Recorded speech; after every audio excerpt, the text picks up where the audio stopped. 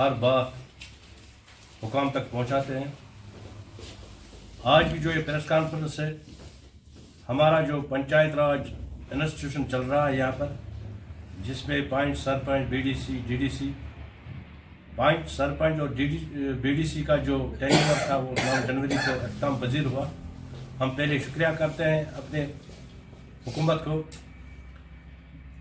جنہوں نے اس کو 70 سال کے بعد یہاں پر عملایا۔ آج ہمارے ساتھ پریزیڈنٹ پنچایت راج موومنٹ جناب غلام حسن فنزو صاحب، بی ڈی سی رفیع آباد سشما نہرو جی، سرپنچ عبدالحمید گنائی صاحب، سرپنچ غلام نبی ڈار صاحب۔ ہم آج آپ کے سامنے آ رہے ہیں۔ جو ہمیں تفصیلاً بات کرنی ہے وہ میرے پریزیڈنٹ صاحب جو غلام حسن فنزو صاحب آپ کو تفصیلاً اس پر روشنی ڈالیں گے، جو آپ کام تک پہنچائیں گے۔ شکریہ۔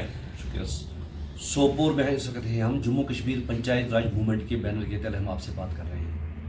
جموں کشمیر پنچایت راج موومنٹ ایک عملگم ہے ساری پنچایت کی ایسوسیشنز کا۔ یہ 2011 سے کام کر رہی ہے، آپ کو پہلے یہ بتا دوں۔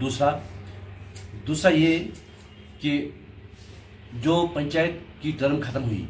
9 جنوری کو، جو پنچایت کی ٹرم ختم ہوئی پنچز، سرپنچز، بی ڈی سیز کا، تو سرکار نے پہلے چاہا تھا کہ ہم یہ پاور جو ہے ویسٹ کریں ڈی ڈی سیز کو۔ ہم سرکار کے بڑے بڑے ادھیکاروں سے ملے، دلی والوں کو لکھا، یہاں کے چیف سیکرٹری صاحب کو لکھا کہ یہ انیائے ہوگا ہمارے ساتھ اگر آپ گرام سبھا کے اختیارات کو ویسٹ کریں گے ٹورڈز ڈی ڈی سی، تو ان کا اپنا کام ہے۔ اور دوسری بات، یہ 3rd ٹائر ہے ہمارا۔ ہماری سرکار سے یہ بھی گزارش رہی، ہم نے لکھت میں بھی ان کو دے دیا کہ بھائی جو ڈی ڈی سیز ہیں ان کو پنچایت ٹرم کے ساتھ 1st ٹائر جب ایکسپائر ہوا، 2nd ٹائر ایکسپائر ہوا، تو 3rd ٹائم کو بھی ایکسپائر کرو، تاکہ کل کو جو آپ نعرہ دیتے ہیں دیش بھر میں، ہمارا نعرہ ہے کہ بھائی ہم دیش میں ایک ودھان، ایک سبھا، ایک ہی ٹائم الیکشن کریں، تاکہ اربوں کروڑ روپے کا جو پیسہ خرچ ہوتا ہے وہ نہ ہو۔ ہم چاہتے ہیں سرکار سے کہ 1st ٹائر، 2nd ٹائر اور 3rd ٹائر کا الیکشن رمضان سے پہلے 2024 ماہ رمضان سے پہلے ان کا تینوں ٹائر کا الیکشن ہو، کیونکہ اس کے بعد میں پارلیمنٹ کا الیکشن آنا ہے، کیونکہ ہمارا ایک کمیونٹی انسٹیٹیوشن ہوتا ہے۔ آپ کو یہ بھی بتاتے چلوں کہ جب 2014 میں 18 میں الیکشنز ہوئے تھے، تب پولیٹیکل پارٹیز ساری ہٹ گئی تھی، انہوں نے الیکشن میں حصہ نہیں لیا تھا۔ یہی جیارے جماعت جموں کشمیر پنچایت راج موومنٹ کی آرگنائزیشن تھی، جنہوں نے سرکار کے امداد سے اس وقت کے جو چیف سیکرٹری سے ہم اس کے بھی آباری ہیں، بی آر سبرامنیم، اس وقت کے جو ڈیوکام صاحب یہاں تھے جو کشمیر میں، بشیر خان صاحب، اور پرائم منسٹر آف انڈیا کے بالخصوص ہم شکر گزار ہیں جنہوں نے ہمیں موقع دے دیا تاکہ پورے جموں کشمیر میں ہم گھومیں، اور ہم نے پنچایت الیکشنز کو کنڈکٹ کروا دیا۔ تب یہ پولیٹیکل لوگ پیچھے بیٹھے تھے۔ آج کے ڈیٹ میں جب 3rd ٹائر کا الیکشن ہوا 3 سال کے بعد، تھریٹ پرسپشن کم ہوا تھا، تو پولیٹیکل انسٹیٹیوشن سے لوگ اٹھ کر آئے، انہوں نے ہمارے پنچایت راج انسٹیٹیوشن میں حصہ لے لیا، اور 3rd ٹائر میں وہی بن کر آ گئے، جبکہ ایسا نہیں ہونا چاہیے تھا۔ ہم آپ کو ریکارڈ میں دیتے ہیں کہ آج کے ڈیٹ میں ڈی ڈی سیز کچھ X5 MLAs ہیں، MLCs ہیں، اور 3 کے قریب شاید منسٹرز بھی ہیں جنہوں نے ڈی ڈی سی الیکشن خود لڑا ہے۔ ہم چاہتے ہیں کہ اگر ان کو کنٹینیو کرنے دیا جائے، that will be against the panchayat Raj act first of all, and second وہ کریں گے کام کہ وہ یہ سارا پیسہ جو کمیونٹی انسٹیٹیوشن کا ہے، پنچایت کا ہے، گاؤں دیہات کا ہے، یہ پیسہ وہ اپنے اسمبلی سیگمنٹس میں لگائیں گے، خرچہ کریں گے اپنی پولیٹیکل پوزیشن کو مضبوط کرنے کے لیے، اپنے الیکشنز کو جیتنے کے لیے، کیونکہ گورنمنٹ آف انڈیا کا سپریم کورٹ کا آدیش بھی ملا ہے کہ سپریم کورٹ ان کے الیکشن، اسمبلی کے الیکشن ہو، یہ سارا پیسہ وہاں خرچ ہو جائے گا۔ اور اس حوالے سے تبھی ہم گزارش کرتے ہیں کہ اس کمیونٹی انسٹیٹیوشن کو پولیٹیکل انسٹیٹیوشن کے حوالے نہ کیا جائے، جس طرح سے as per law and as per act آپ نے بالکل پنچایت راج کو ایکسپائر اس کی ٹرم ہوئی 1st ٹائر 2nd ٹائر، اسی طرح سے 3rd ٹائر کو بھی ایکسپائر کر کے فروری میں آنے والے 2024 میں جو فروری آنے والا ہے رمضان سے پہلے الیکشنز کیے جائے۔ اور دوسری اس کے ساتھ میں یہ ہے کہ کچھ وارڈز ہمارے ہیں جو